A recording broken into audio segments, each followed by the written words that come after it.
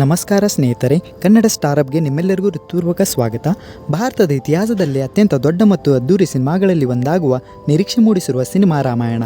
ಈ ಸಿನಿಮಾದ ಬಗ್ಗೆ ಸಾಕಷ್ಟು ದಿನಗಳಿಂದ ಚರ್ಚೆಗಳು ನಡೆಯುತ್ತಿವೆ. ಭಾರೀ ಬಜೆಟ್, ಅದ್ಭುತ ತಾರಾಗಣ, ಅತ್ಯಾಧುನಿಕ VFX ಹಾಗೂ ವಿಶ್ವಮಟ್ಟದ ತಾಂತ್ರಿಕ ತಂಡದ ಕಾರಣದಿಂದ ಈ ಸಿನಿಮಾ ದೇಶದಾದ್ಯಂತ ಅಪಾರ ಕುತೂಹಲವನ್ನು ಹುಟ್ಟಿಹಾಕಿದೆ. ರಾಮಾಯಣ ಎಂಬುದು ಕೇವಲ ಒಂದು ಕಥೆಯಲ್ಲ, ಇದು ಧರ್ಮ, ಸತ್ಯ, ತ್ಯಾಗ, ಪ್ರೀತಿ ಮತ್ತು ಕರ್ತವ್ಯದ ಶಾಶ್ವತ ಸಂದೇಶವನ್ನು ಸಾರುವ ಮಹಾಕಾವ್ಯ. ಅನೇಕ ಬಾರಿ ಸಿನಿಮಾ ಮತ್ತು ಧಾರಾವಾಹಿ ರೂಪದಲ್ಲಿ ಬಂದಿದ್ದರೂ ಹೊಸ ತಂತ್ರಜ್ಞಾನ ಮತ್ತು ಹೊಸ ದೃಷ್ಟಿಕೋನದೊಂದಿಗೆ ಇದನ್ನು ಮತ್ತೆ ದೊಡ್ಡ ಪರದೆಯ ಮೇಲೆ ತರಲು ಪ್ರಯತ್ನಿಸಲಾಗುತ್ತಿದೆ. ಈ ಸಿನಿಮಾದಲ್ಲಿ ಶ್ರೀರಾಮನ ಜೀವನ, ಸೀತಾದೇವಿಯ ತ್ಯಾಗ, ಲಕ್ಷ್ಮಣನ ನಿಷ್ಠೆ, ಹನುಮಂತನ ಭಕ್ತಿ ಮತ್ತು ರಾವಣನ ವ್ಯಕ್ತಿತ್ವವನ್ನು ಹೇಗೆ ಚಿತ್ರೀಕರಿಸಲಾಗಿದೆ ಎಂಬುದನ್ನು ನೋಡಲು ಸಿನಿಪ್ರಿಯಗಳು ಕಾತುರದಿಂದ ಕಾಯುತ್ತಿದ್ದಾರೆ. ಚಿತ್ರತಂಡವು ಪ್ರತಿಯೊಂದು ಪಾತ್ರಕ್ಕೂ ಸೂಕ್ತವಾದ ಕಲಾವಿದರನ್ನು ಆಯ್ಕೆ ಮಾಡಲು ಸಾಕಷ್ಟು ಸಮಯ ತೆಗೆದುಕೊಂಡಿದೆ ಎನ್ನಲಾಗುತ್ತಿದೆ. ಜೊತೆಗಳು, ಸೆಟ್ಗಳು, ವಸ್ತ್ರವಿನ್ಯಾಸ, ಹಿನ್ನೆಲೆ ಸಂಗೀತ ಮತ್ತು ದೃಶ್ಯ ವೈಭವಕ್ಕೆ ವಿಶೇಷ ಆದ್ಯತೆ ನೀಡಲಾಗಿದೆ. ವಿಶೇಷವಾಗಿ VFX ಮತ್ತು CGI ತಂತ್ರಜ್ಞಾನವನ್ನು ಬಳಸಿಕೊಂಡು ಅಯೋಧ್ಯೆ, ದಂಡಕಾರಣ್ಯ, ಕಿಷ್ಕಿಂಧೆ ಹಾಗೂ ಲಂಕೆಯನ್ನು ಅದ್ಭುತವಾಗಿ ತೋರಿಸುವ ಪ್ರಯತ್ನ ನಡೆಯುತ್ತಿದೆ. ಇದು ಭಾರತೀಯ ಸಿನಿಮಾವನ್ನು ಮತ್ತೊಂದು ಹಂತಕ್ಕೆ ಕೊಂಡೊಯ್ಯುವ ಪ್ರಯತ್ನವಾಗಬಹುದು. ಆದರೆ ಈ ಸಿನಿಮಾದ ಮುಂದೆ ದೊಡ್ಡ ಸವಾಲು ಇದೆ. ರಾಮಾಯಣದ ಮೇಲೆ ಜನರ ಭಾವನಾತ್ಮಕ ನಂಟು ತುಂಬ ಗಾಢವಾಗಿದೆ. ಆದ್ದರಿಂದ ಕಥೆಯ ಗೌರವವನ್ನು ಕಾಪಾಡಿಕೊಂಡು ಎಲ್ಲರ ನಿರೀಕ್ಷೆಗಳನ್ನು ಪೂರೈಸುವುದು ಚಿತ್ರತಂಡಕ್ಕೆ ಅತ್ಯಂತ ಮುಖ್ಯವಾದ ವಿಷಯವಾಗಿದೆ. ಇದೀಗ ಈ ಸಿನಿಮಾದ ಅತ್ಯಂತ ದೊಡ್ಡ ಆಕರ್ಷಣೆ ಅದರ ತಾರಾಗಣ. ಈ ಸಿನಿಮಾದಲ್ಲಿ ಶ್ರೀರಾಮನ ಪಾತ್ರದಲ್ಲಿ ರಣಬೀರ್ ಕಪೂರ್, ಸೀತೆಯ ಪಾತ್ರದಲ್ಲಿ ಸಾಯಿ ಪಲ್ಲವಿ, ರಾವಣನ ಪಾತ್ರದಲ್ಲಿ ಯಶ್ ಮತ್ತು ಹನುಮಂತನ ಪಾತ್ರದಲ್ಲಿ ಸನ್ನಿ ಡಿಯೋಲ್ ರವರು ಕಾಣಿಸಿಕೊಳ್ಳಲಿದ್ದಾರೆ. ಈ ತಾರಾಗಣವೇ ಚಿತ್ರದ ಮೇಲಿನ ನಿರೀಕ್ಷಣೆಯನ್ನು ಮತ್ತಷ್ಟು ಹೆಚ್ಚಿಸಿದೆ. ವಿಶೇಷವಾಗಿ ಯಶ್ ರವರ ರಾವಣನ ಪಾತ್ರ ಈಗಾಗಲೇ ದೇಶದಾದ್ಯಂತ ದೊಡ್ಡ ಚರ್ಚೆಯ ವಿಷಯವಾಗಿದೆ.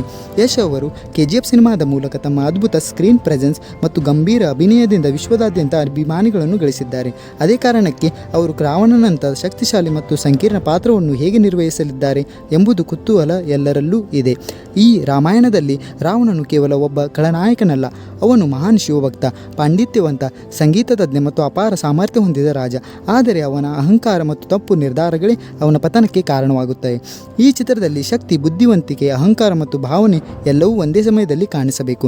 ಯಶ್ ಅವರ ವ್ಯಕ್ತಿತ್ವ, ಗಂಭೀರ ಧ್ವನಿ ಮತ್ತು ಪರದೆ ಮೇಲಿನ ಪ್ರಭಾವ ಈ ಚಿತ್ರಕ್ಕೆ ಹೊಸ ಆಯಾಮ ನೀಡಬಹುದು ಎಂಬ ನಿರೀಕ್ಷೆ ಇದೆ. ಚಿತ್ರತಂಡವು ರಾವಣನ ಪಾತ್ರವನ್ನು ಭವ್ಯವಾಗಿ ಹಾಗೂ ಗೌರವಿತವಾಗಿ ತೋರಿಸಲು ವಿಶೇಷ ಗಮನ ನೀಡುತ್ತದೆ ಎಂಬ ಮಾಹಿತಿಯೂ ಕೂಡ ಇದೆ.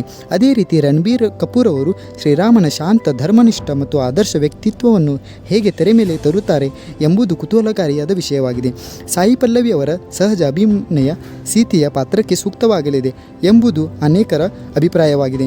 ಹನುಮಂತನ ಪಾತ್ರದಲ್ಲಿ ಸನ್ನಿ ಡಿಯೋಲ್ ರವರು ಅವರ ಶಕ್ತಿಶಾಲಿ ವ್ಯಕ್ತಿತ್ವ ಮತ್ತು ಇದರ ಆಕರ್ಷಣೆಯ ಪಾತ್ರವಾಗಿದೆ.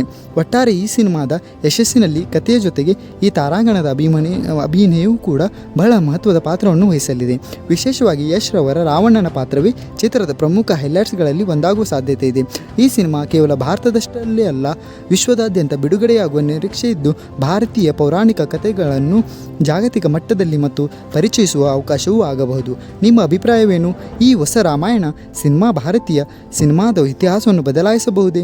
ನೀವು ಈ ಪಾತ್ರವನ್ನು ನೋಡಲು ಹೆಚ್ಚು ಉತ್ಸುಕರಾಗಿದ್ದೀರಿ?